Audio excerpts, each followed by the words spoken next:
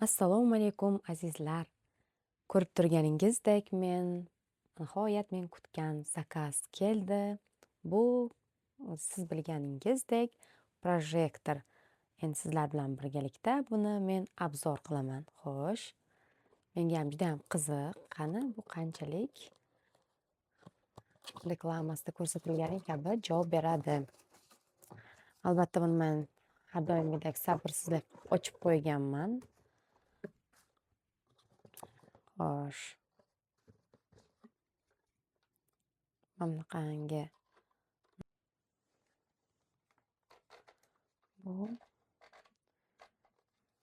nastroykasi baland past qilib olish uchun kerak bo'larkan. Mana ulab ham oldik. Svetlarni o'chirib, kerakli devorga joylashtirib oldik. Boyagi ko'rsatgan nastroyka orqali qanchalik yaqin yo uzoq qo'ysak, o'sha nastroyka orqali burab to'g'rilab olish kerak ekan. Biz hozir buni telefonimizga ulab olamiz. Bunday chiroyli manzara hosil bo'ladi.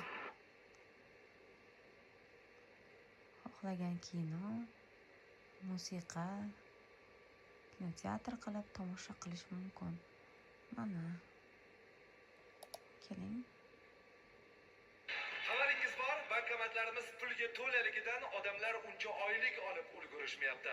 Ba'zi bankomatlar atrofida raqsga tushish tavsiya etilmaydi. 200 mingtalik qistirib olishi mumkin. Ko'plab ishxonalar yer yuzida bor yo'g'i bitta erkak qolsa, million taqdim etadi. O'zbeklarda bir gap bor. Ayol kishini erkalasang boshingga chiqib oladi deydi. Agar yaxshilab erkalamasang qo'shniga chiqib ketib qoladi.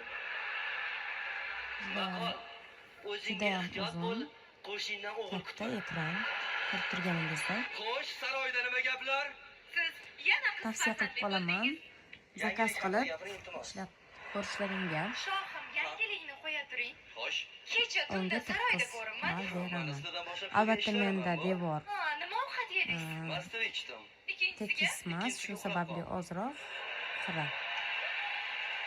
Materialdan ko'ra yo devor yoki g'ijim bo'lmagan matodan foydalanish kerak bo'ladi. Kelmadingiz? Sen 15